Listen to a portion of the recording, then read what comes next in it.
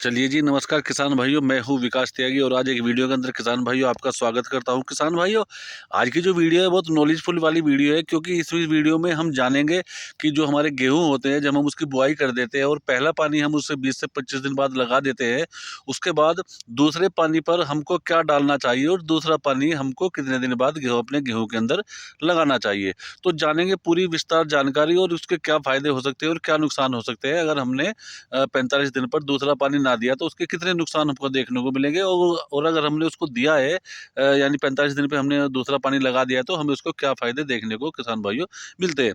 तो चलिए वीडियो शुरू करते हैं। वीडियो को एंड तक ज़रूर देखिएगा। चैनल पर अगर आप नए हैं तो चैनल को सब्सक्राइब ज़रूर ज़रूर कर लीजिए, क्योंकि मैं अपने यूट्यूब चैनल पर ये बेसिक नॉलेज, छोटी-छोटी जानकारी मैं आपको देने की कोशिश करता हूँ, जिससे मेरे किसान भाई बहुत आसानी से अपनी फसल को क्योर कर सके, बहुत आसानी से अपनी फसल को अच्छा बना सके, जिससे कि उनका बहुत अच्छा आगे समय में फ़ायदा हो जाए।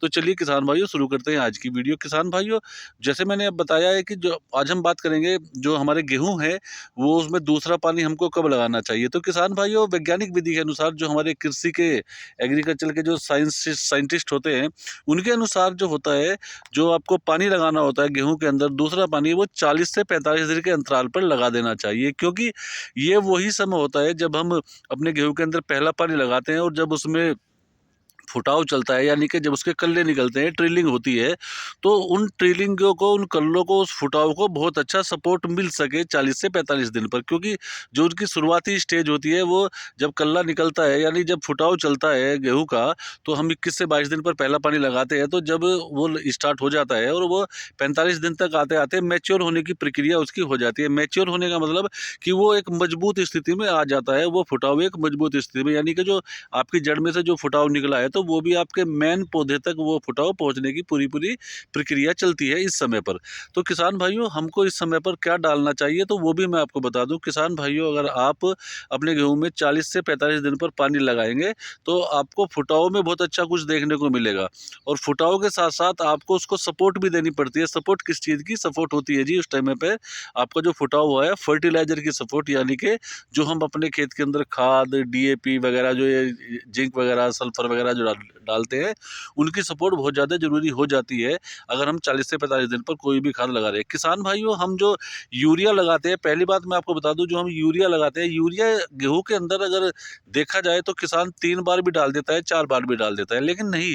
किसान भाइयों, अगर आप गेहूं की फसल कर रहे हैं और बहुत बढ़िया करके फसल ले रहे हैं आप, तो किसान भाइयों, आपको यूरिया 2 ही बार देना होता है, क्योंकि 2 ही बार में यूरिया अपना पूरा काम कर देता है। पहली बार जो आपको यूरिया देना पड़ेगा, वो आपको पहली सिंचाई पर देना पड़ेगा।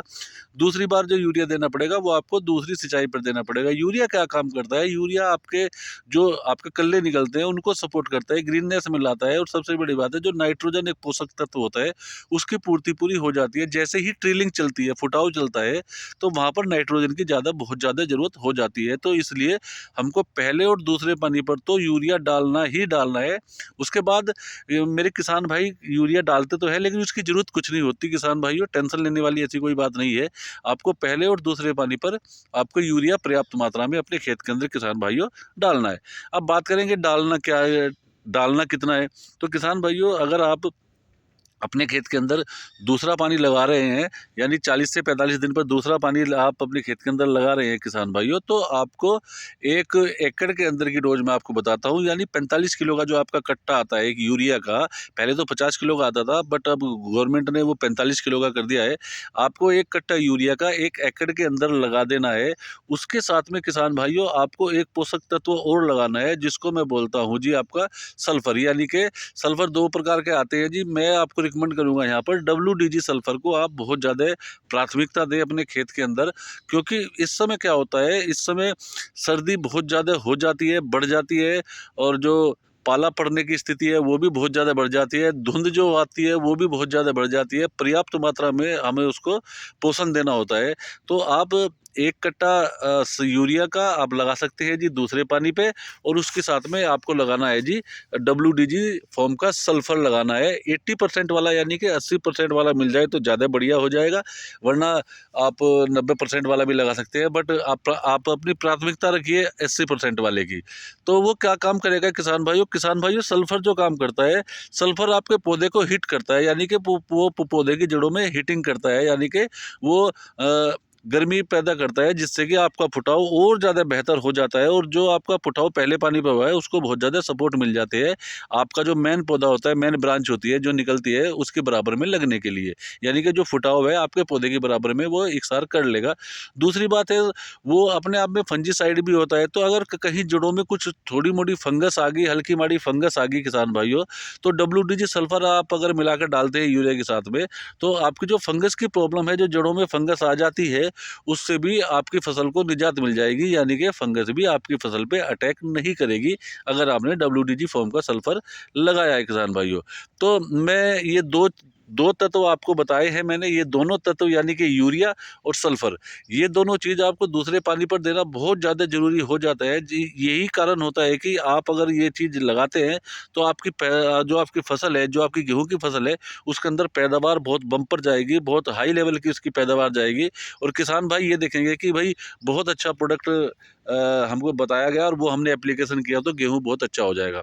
अभी आप जहाँ पर देख रहे हैं किसान भाइयों, मैं जिस खेत के अंदर बैठा हूँ, ये पॉपुलर का खेत है, देख रहे हैं आप, देख सकते हैं यहाँ पर पॉपुलर का खेत है ये, और पॉपुलर का खेत में कितना गजब का गेहूं खड़ा है। ये किसान भाई ने दूसरे पानी पे यहाँ पर ये लगा दिया था, और आप देख सकते हैं कि कितना ज़बरदस्त गेहूं पॉपुलर के अंदर खड़ा है। आप देख सकते हैं यहाँ पर, मैं दूर तक आपको दिखाने की कोशिश करूँगा।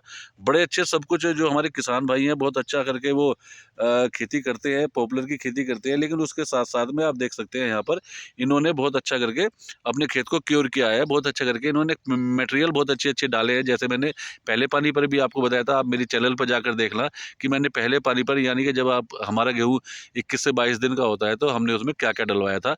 तो किसान भाई ने लगातार वो डाल रहे हैं, और यहाँ पर आप देख सकते हैं खेत बहुत अच्छे चल रहे हैं। तो किसान भाइयों, आपकी भी अगर कोई प्रॉब्लम्स है तो आप मुझको कमेंट बॉक्स में आकर बात कर सकते हैं, मैं पूरी कोशिश करूँगा आपको उसका निवारण देने की। बाकी दूसरे पानी पर आप ये खाद जरूर लगाएं, यानी कि सल्फर और यूरिया के साथ में मिक्स करके आप दूसरा पानी पे ये खाद लगाएंगे तो आपको बेहतर रिजल्ट मिलेंगे, पैदावार आपको बहुत अच्छी देखने को मिलेगी। तो किसान भाइयों, मिलते हैं जी एक नई वीडियो के साथ। बहुत बहुत धन्यवाद।